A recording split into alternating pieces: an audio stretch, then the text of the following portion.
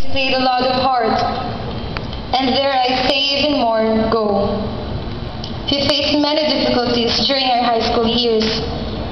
This includes projects, exams, term paper, group presentations, oral recitations, and contests inside and out of school.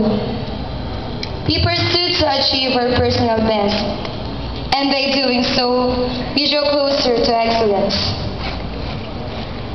This gift, this ability to grow and overcome the trial we encounter, was nurtured by a significant number of people. People whom we need to pay tribute and thank. Our thanks and appreciation must go to our teachers and the principal, the greater school community. You have never given up hope when any of us seem to lose it. You realize that every journey begins with a single step, and you help us take that step. You showed us faith, and in return, we showed you hard work and determination. Also, I would like to congratulate all the parents who gave us support and encouragement, understanding and patience, love and endearment. My mom, Miss Mary Ann Diag, and my dad, Engineer John Diag. Thank you for believing that I can be whoever I want to be. Thank you for not giving so much pressure in my academics, but encouraging me to join different affiliations. My mom always tells me, basta kaya ng katawan mo at masaya ka sa ginagawa mo, go nang go. My dear graduates, we must not stop learning. We must achieve our goal not only because of our parents and family, but also because of ourselves. But remember, we do have our limitations. We extend the highest form of thanksgiving to our Almighty God, who has been our source of wisdom, faith, and courage. Well, perhaps it's time to go on a brief trip down to the memory lane. Who can forget the impressions and expectations we had when we first set foot in our PCS? I personally had no idea of what high school would be. Well, fortunately, my first year stay here was delightful and fun, with a little bit of unusual feeling being not a grade school graduate of PCS. I can still remember how wild we were back then. Everyone's always laughing out loud, running in the corridor, clowning around. Classmates, I remember the way we take our lunch together, how we share our foods while sitting on the floor, laughing, chit-chatting, and trying to ease ourselves. Then our freshman year ended. With self-esteem and confidence we gained from our first year, we step our sophomore year where we established bonds not only with our classmates and friends, but also with our advisor and subject teachers. We celebrated special events like birthdays together, and even give gifts and flowers as tokens of our love. I will never forget Miss Angie Orpilla and her golden rule. Bawal ang pag-ibig sa Pilomena, kasi lahat tayong magkakapamilya. She has been a good advisor, an effective mentor and a motivator, a reliable friend, and a second mother, not only to me but also to my classmates. And then junior year came, facing the meat of being the hardest stage of high school. We struggled our academic subjects. We supported each other by conducting group studies before exams, which means surfing the net, watching TVs, and talking about our love life. Joke. That's joking. And of course, who could be more excited to attend the JS prom? I can still remember Miss Myra Ison telling us stories about the past JS prom, which made us more longing for the event. And also, some of us dared to join the PCS Corps of Cadets, handled by Mr. Romeo Terrado. But only few succeeded, and I am proud to be one of them. And at last, we're now seniors. The year where we need to be focused on what we want our lives to be. our dreams of wearing white for doctors and nurses, hard hats for architects and engineers, or holding a whiteboard marker facing students, trying to cultivate and sharpen minds as a teacher. I couldn't be more distressed than today that we're now be parting ways. It's funny how emotional I was when we had our last oral recitation in English.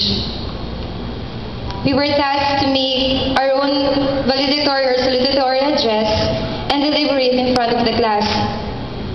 My friends always tease me every time the speech says, "I will miss all of you," or "I will never forget the moments we had."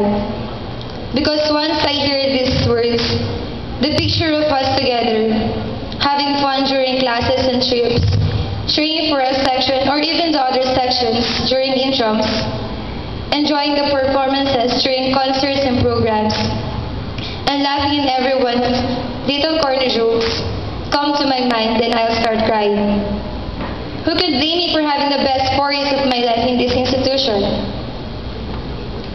To the Saint Augustine, I personally congratulate every one of you and your advisors, Miss Evelyn David and Miss Myra Ison. And Miss Mary Ancelo, sorry. I do feel the success and triumph you're feeling right now, that you know all of you will graduate. Keep in mind that our experiences in high school are not the gauge of our success in college.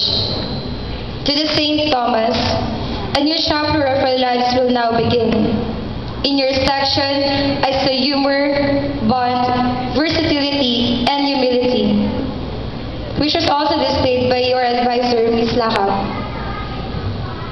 And these traits will guide you to a life full of blessings and love. To the Saint Robert of Bellarmine, I do admire the charisma of your section, and of course, of Miss Christy Reyes. All of you were images of the youth, not only by appearance, but also by heart. To the Saint John, although you face a lot of problems this school year, I know that these problems molded you to become better persons. Just remember that your advisors, Miss Rishi Muesco and Miss Eliza Berzil, and most especially God, are always there to help you and guide you to the right path. To the Saint Scholastica, you display the true meaning of comradeship, and I know that the bond you made with your classmate and Miss Salazar will last a lifetime. To the Saint Francis, I do envy the solidarity of your section. Mr. Alvin Altarejos did a good job making you a whole, a family, and we, the Saint Teresa of Avila, enjoyed being your neighboring room. To Saint Pius V, or should I say, Saint Pius the Famous, our moment during the educational week was priceless. I was both astounded and flattered by the humility and flexibility you and Miss Galvez possess. Thank you, guys. To the Saint Bede, who have never gotten tired of partying and having fun, even though issues arose in your section, you made it look like nothing happened. You and Miss Tess Pulgueras faced the day with a smile and ended with a laughter. And most especially to my section, Saint Teresa of Avila, thank you for being a family to me. You played a great role in my life. The mark you made in my heart will last forever. Although Edison will not be here today, I know that he is here in our hearts. Please continue praying for his recovery. Miss Aida Ampe. Thank you for believing that we can excel both in academics and in extracurricular. We entrust to you our golden trophy, and may the next generation give you more trophies and medals. Fellow graduates, we took different paths in our lives, trying to find our way to success, holding on to what we have learned, for all the special skills that we have developed. We will be going into the world, each of us on different paths, following dreams. May we have every success. May we work hard and play hard. May we hold our heads high. May our paths still cross from time to time. My fellow graduates, and become the best of who you are. Congratulations once again.